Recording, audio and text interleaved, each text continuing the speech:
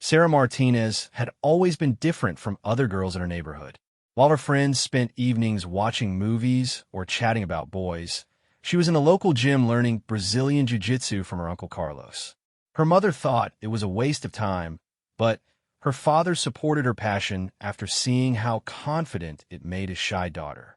At 19, Sarah worked the night shift at a 24-hour convenience store in downtown Phoenix. The job wasn't glamorous, but it helped pay for her college classes during the day. She studied criminal justice with dreams of becoming a police officer, inspired by her grandfather who had served the community for 30 years. The store sat on a corner where three neighborhoods met. During the day, it was busy with office workers grabbing coffee and students buying snacks. But after midnight, the area changed. The bright street lights seemed dimmer, and the usual foot traffic disappeared, leaving only the occasional customer and the sound of distant sirens.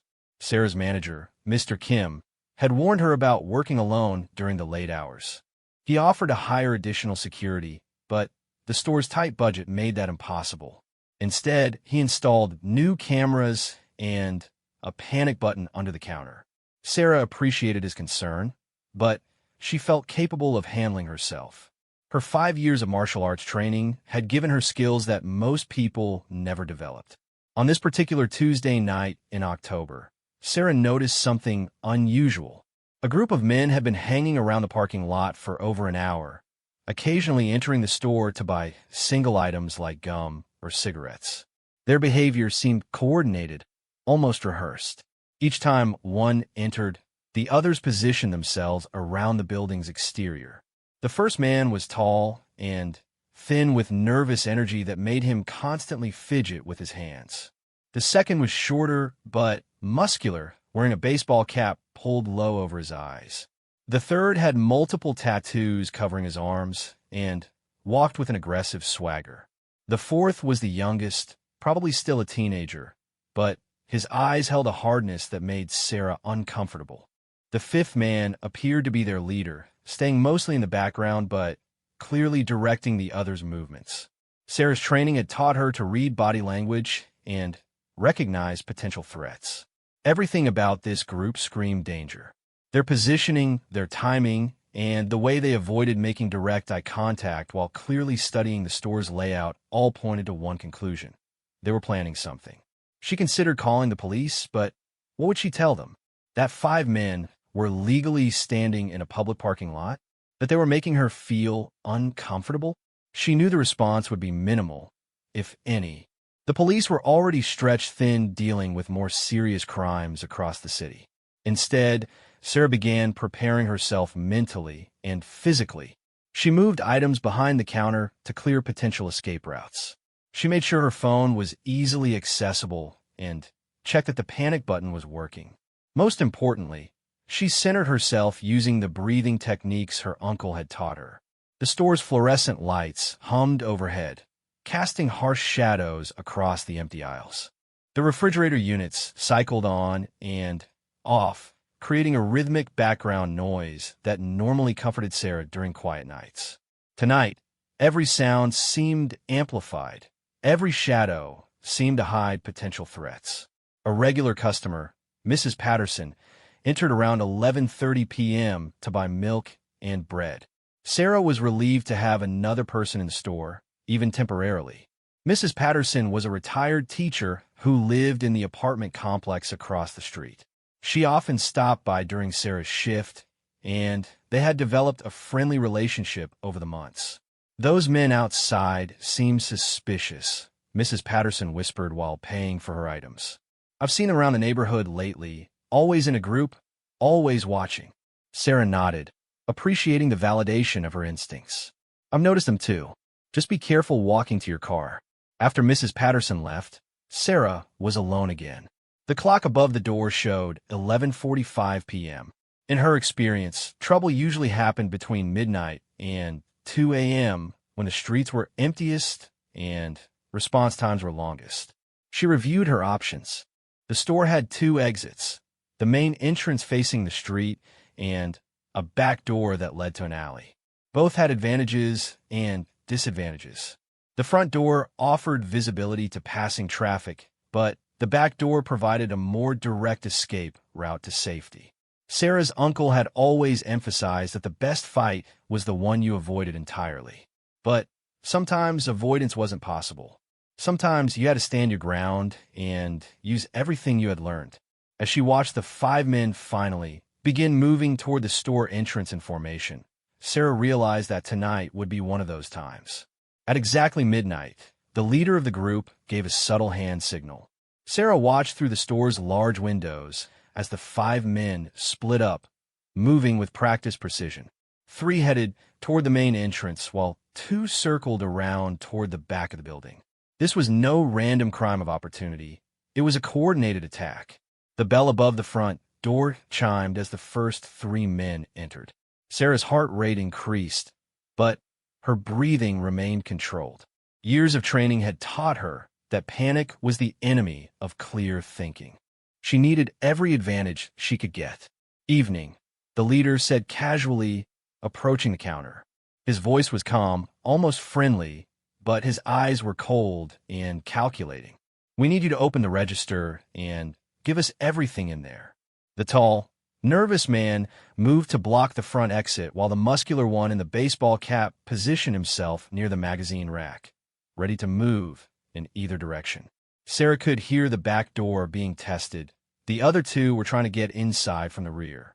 "I can't do that," Sarah replied, her voice steady despite the situation. "The register only opens for sales or when the manager is here." It was partially true. The register could be manually opened, but she wanted to buy time and assess their weapons situation. So far, she hadn't seen any guns, but that didn't mean they weren't armed. The leader's expression darkened. "Don't be difficult. We know you can open it. We've been watching you for weeks." This revelation sent a chill down Sarah's spine. They had been planning this specific robbery, studying her routines and the store's patterns. This wasn't random. They had targeted her personally.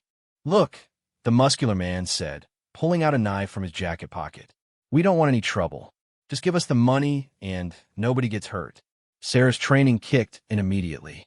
Her uncle had taught her that once weapons appeared, the situation changed completely. Compliance was no longer a guarantee of safety.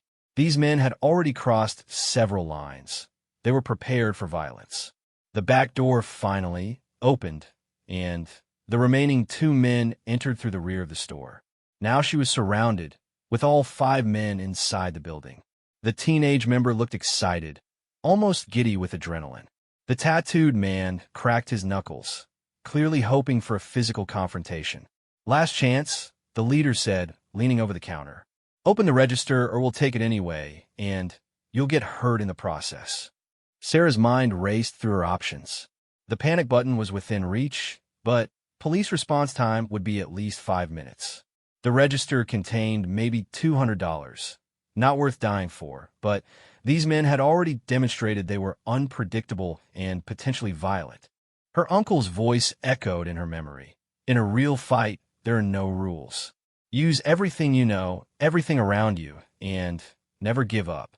The store's layout worked in her favor. The counter created a barrier between her and 3 of the men. The narrow aisles would limit their ability to attack her simultaneously. The security camera was recording everything, which might help later, but wouldn't save her now. "I need to get the manager's key," Sarah said, moving slowly toward the back office. "It's in the safe back there." "No games," the leader warned. "Tommy, go with her. Make sure she doesn't try anything stupid." The teenager stepped forward eagerly. Sarah realized this might be her chance. Dealing with one inexperienced attacker was far better than facing all 5 at once. As she moved toward the back of the store, she noticed the tattooed man following as well. So much for facing just one. The back office was small and cramped, filled with boxes of inventory and paperwork. Sarah pretended to work on the safe while actually positioning herself for what was about to happen. The teenager stood in the doorway while the tattooed man waited just outside. "Hurry up," Tommy said impatiently. "This is taking too long." Sarah turned around with empty hands. "There's a problem. The safe is on a timer. It won't open until 6 a.m. "You're lying," the tattooed man growled, pushing past Tommy into the office. Now, both men were in the confined space with her. Sarah had trained for exactly this scenario, multiple attackers in close quarters. The key was to move fast and eliminate threats one at a time. "I'm not lying," Sarah said, backing toward the corner. "Check it yourself if you want." As the tattooed man leaned down to examine the safe, Sarah made her move. Her first strike was a precise elbow to the back of his neck, hitting the exact pressure point her uncle had shown her hundreds of times in practice. The man dropped instantly, unconscious before he hit the ground. Tommy's eyes went wide with shock. He was young and inexperienced, probably brought along to make the group look more intimidating. Sarah felt almost sorry for him as she grabbed his wrist and applied a joint lock that sent him to his knees in pain. "Stay down and stay quiet," she whispered urgently. "Pretend you're unconscious, and maybe you'll live through this." Tommy nodded frantically, understanding that his situation had just become much more serious. Sarah zip-tied his hands with cable ties from the office supplies, then did the same to the unconscious man. 2 down, 3 to go.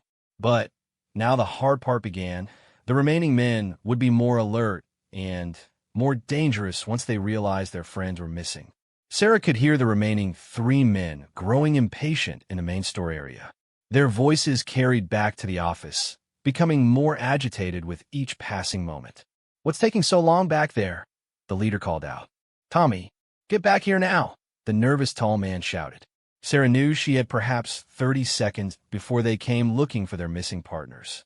She needed to even the odds further before facing 3 men in the open store area.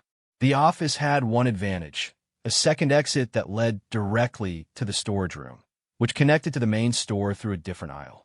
Moving quietly, she slipped out through the storage room door, leaving the 2 unconscious men secured in the office. The storage area was dark and filled with stacked boxes and supplies. Sarah used her knowledge of the store's layout to navigate silently through the maze of inventory. Her plan was simple but risky: attack from behind while the men were focused on the office area. The element of surprise was now her greatest weapon, since they believed she was trapped in the back with their friends. Through a gap between boxes, Sarah could see the nervous tall man approaching the office area. He was holding a crowbar, which meant they had come more prepared for violence than she had initially thought. His hands shook slightly as he gripped the weapon, suggesting he wasn't as experienced with confrontation as he tried to appear. The muscular man with the baseball cap remained near the front of the store, watching the entrance and exits. The leader stood behind the counter, apparently trying to figure out how to open the register himself. Their positioning worked in Sarah's favor. They were spread out and not supporting each other effectively. Sarah emerged from the storage area behind the tall man, just as he reached the office door. Her approach was completely silent, a skill she had developed through years of martial arts training that emphasized fluid movement and balance. "Tommy, what happened to the lights back here?" the man called into the dark office. Sarah struck him in the kidney area with a precise punch that caused immediate, overwhelming pain. As he doubled over, dropping the crowbar, she followed with a chokehold that cut off blood flow to his brain. Within seconds, he collapsed unconscious. The sound of the crowbar hitting the floor echoed through the store. "What was that?" the leader demanded. Jake, answer me," the muscular man called out. Sarah grabbed the crowbar and retreated back into the shadows of the storage area. Now the odds were much better, 2 against 1, and she was armed. But the remaining men would be more cautious and more dangerous, knowing that something had gone seriously wrong. She could hear them talking in urgent, worried tones near the front of the store. They were trying to decide whether to investigate or escape while they still could. Sarah hoped they would choose to run, but she knew that men like these rarely backed down when they felt cornered. "Someone's back there," the muscular man said. "This isn't going according to plan." "Maybe she called for help," the leader replied. "We need to finish this fast." Sarah heard footsteps approaching her area, but they were moving carefully now, aware that they might be walking into danger. She positioned herself behind a tall stack of boxes, crowbar ready, waiting for the right moment to strike again. The storage room had several advantages for her defensive strategy. The narrow aisles between inventory stacks meant the men couldn't attack her from multiple directions simultaneously. The poor lighting worked in her favor since she knew the layout perfectly while they were navigating unfamiliar territory. A flashlight beam cut through the darkness as one of the men tried to illuminate the storage area. Sarah could see it was the muscular man, moving slowly and methodically, his knife held ready in his other hand. The leader was somewhere behind him, probably watching the exits to prevent her escape. The beam of light swept back and forth, searching for any sign of movement. Sarah remained perfectly still, controlling her breathing and waiting for the right opportunity. Her uncle had taught her that patience was often the difference between winning and losing in a real fight. "I know you're in here," the muscular man called out. "Come out now, and maybe we won't hurt you." Sarah almost smiled at the irony. 3 of his partners were already unconscious or restrained, and he was still trying to intimidate her with threats. She had moved far beyond fear into a state of focused determination. The man moved closer to her hiding spot, his flashlight beam getting nearer with each step. Sarah gripped the crowbar tighter, ready to spring into action. In her mind, she rehearsed the sequence of movements she would use: strike the weapon hand first to disarm him, then follow through with techniques designed to end the fight quickly. When he was close enough that she could hear his breathing, Sarah exploded in emotion. The crowbar connected with his knife hand, sending the weapon flying across the room. Before he could react, she followed with a devastating knee strike to his solar plexus that left him gasping for air. The man stumbled backward, crashing into boxes and sending inventory spilling across the floor. Sarah pursued her advantage, using the crowbar to sweep his legs and send him to the ground. A precise strike to his temple ensured he wouldn't be getting back up. "Marcus! Marcus, what's happening?" The leader's voice carried a note of real panic now. Sarah could hear him moving around the store, probably trying to find a way to escape. But she wasn't going to let that happen. This man had planned to rob her, had threatened her life, and had brought 4 other men to help him do it. He needed to face the consequences of those choices. The final confrontation would be one-on-one, which should have favored Sarah's training and preparation. But the leader had stayed in charge of this group for a reason, and she couldn't afford to underestimate him. Sarah emerged from the storage area to find the main store eerily quiet. The fluorescent lights seemed brighter after the darkness, and she had to blink several times to adjust her vision.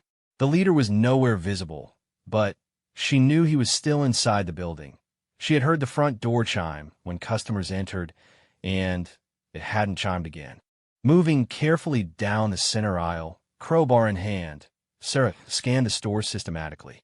The chip aisle, beverage coolers, and magazine rack all offered potential hiding spots. Her training had taught her to clear areas methodically, never leaving a potential threat behind her. "You know, I'm impressed," a voice called out from somewhere near the front of the store. "I've been running jobs like this for 15 years, and I've never seen anything like what you just did." Sarah didn't respond. Talking would give away her position, and she needed to maintain every advantage she could get. The leader was clearly more experienced and dangerous than his partners had been. "My name's Vincent," the voice continued. "What's yours?" Still no response from Sarah. She had reached the front of the store now, moving along the wall toward the checkout counter. The register area had been her workplace for months, and she knew every inch of the space behind it. "Look, this has gone way beyond what we planned," Vincent said, his voice closer now. "Why don't we just call it even? You've already put 4 of my guys down. I'll walk away, and we'll pretend this never happened." Sarah almost laughed at the absurdity of the suggestion. Vincent was offering to forgive her for defending herself against his robbery attempt. The arrogance was staggering, but it also revealed something important. He was rattled and looking for an easy way out. She spotted movement reflected in the security mirror mounted above the candy display. Vincent was crouched behind the lottery ticket machine, probably hoping to ambush her when she came around the counter. His position gave him a view of most of the store, but it also trapped him in a corner with limited escape routes. Sarah considered her options. She could wait him out, but that risked police arriving and potentially complicating the situation. She could try to circle around and attack from behind, but the open floor plan made that difficult. Or she could force a direct confrontation on her terms. The decision was made for her when Vincent suddenly stood up, revealing a gun in his hand. "Enough games," he said, pointing the weapon in her direction. "I try to be reasonable, but you just wouldn't listen." Sarah's blood ran cold. Everything changed when firearms entered the equation. All her martial arts training meant nothing against a bullet fired from across the room. But she also knew that most criminals weren't expert marksmen, especially under stress. "Drop that crowbar and get behind the counter," Vincent ordered. "Open the register, give me whatever cash is in there, and maybe this ends without anyone getting shot." Sarah's mind raced through possibilities. The counter provided some cover, but not much. The distance between them was about 20 feet, too far to reach him before he could fire, but close enough that missing would be difficult. "I said drop it." Vincent's voice rose, stress clear in his tone. Instead of complying, Sarah dove to the side, rolling behind a display of soft drinks. The movement was sudden and unexpected, causing Vincent to fire reflexively. The bullet shattered bottles behind where she had been standing, sending glass and liquid spraying across the floor. The gunshot was incredibly loud in the enclosed space, leaving Sarah's ears ringing. But she had gained valuable information. Vincent was using a small caliber handgun, probably a .22 or .25. Dangerous, but not as devastating as larger weapons. "That was a warning shot," Vincent called out, but Sarah could hear the lie in his voice. He had been trying to hit her and missed due to the sudden movement. From her position behind the display, Sarah could see Vincent's feet under the lottery machine. He was moving, trying to get a better angle on her position. She needed to change the dynamics of the fight before he could line up another shot. The store's layout included several tall displays that could provide moving cover. Sarah began working her way toward the front of the store, using the merchandise racks as shields. Each movement had to be carefully timed to avoid giving Vincent a clear shot. "You're only making this worse for yourself," Vincent said, but his voice betrayed growing frustration. "I've got 5 bullets left, and you've got nowhere to go." Actually, Sarah realized he was wrong about that. She did have somewhere to go up. The store ceiling was a standard drop tile design with metal framework. If she could reach the shelving units near the walls, she might be able to get above his line of sight. The tall refrigerator units along the back wall were her target. They were sturdy enough to support her weight and tall enough to provide access to the ceiling area. But getting there meant crossing open space where Vincent would have a clear shot at her. Sarah grabbed several cans from the display she was hiding behind and threw them toward the opposite side of the store. The noise and movement drew Vincent's attention, and she heard another gunshot as he fired at the distraction. Using the diversion, Sarah sprinted toward the back wall, reaching the refrigerator units just as Vincent realized what had happened. She launched herself upward, using her martial arts training to scale the smooth metal surface with surprising speed. "Get down from there," Vincent shouted, panic clear in his voice now. Sarah had reached the top of the refrigerator unit and was already moving across the ceiling framework toward Vincent's position. The metal tiles creaked under her weight, but held firm. From this elevated position, she could see exactly where Vincent was located and plan her attack. The advantage was now completely hers. Vincent couldn't effectively aim upward while watching for attacks from floor level. Sarah positioned herself directly above his hiding spot and prepared for the final move that would end this confrontation once and for all. From her position above the ceiling tiles, Sarah could see Vincent directly below her. He was frantically looking around the store, trying to figure out where she had gone. His gun was still in his hand, but he was holding it awkwardly, unprepared for an attack from above. Sarah carefully removed one of the ceiling tiles, creating an opening large enough for her to drop through. The element of surprise would be crucial. She would have only seconds to neutralize Vincent before he could use his weapon. Taking a deep breath, Sarah dropped through the ceiling, opening directly onto Vincent's position. Her feet hit his shoulders with tremendous force, driving him to the ground and sending the gun skittering across the floor. Years of martial arts training had taught her how to fall safely and recover quickly, giving her an immediate advantage. Vincent was stunned by the unexpected attack, gasping for breath and struggling to understand what had happened. Sarah didn't give him time to recover. She applied a rear naked chokehold, cutting off blood flow to his brain just as she had done with his partners. "It's over," she said quietly as Vincent's struggles grew weaker. Within moments, Vincent was unconscious. Sarah zip-tied his hands and feet, then retrieved his gun, carefully engaging the safety before setting it on the counter. The entire confrontation had lasted just over 2 minutes, though it felt like hours. Now that the immediate danger had passed, Sarah's hands began to shake as the adrenaline wore off. She had just single-handedly defeated 5 armed men who had planned to rob her, and possibly worse. The reality of what could have happened hit her all at once. She reached for her phone and dialed 911. 911, what's your emergency? This is Sarah Martinez at the Sunshine Convenience Store on 5th Street. I've just stopped an armed robbery. I need police and paramedics. 5 suspects are unconscious and restrained. Are you injured, ma'am? No, I'm fine. But some of the suspects might need medical attention. Units are on the way. Please stay on the line. While waiting for the police, Sarah quickly checked on the 5 men. Tommy, the youngest, was conscious and seemed more scared than injured. The others were still unconscious but breathing normally. She had used precise techniques designed to incapacitate without causing permanent damage. The first police car arrived within 4 minutes, followed quickly by 3 more units and an ambulance. Officer Rodriguez was the first through the door, his weapon drawn and ready. "Are you Sarah Martinez?" he asked. "Yes, sir."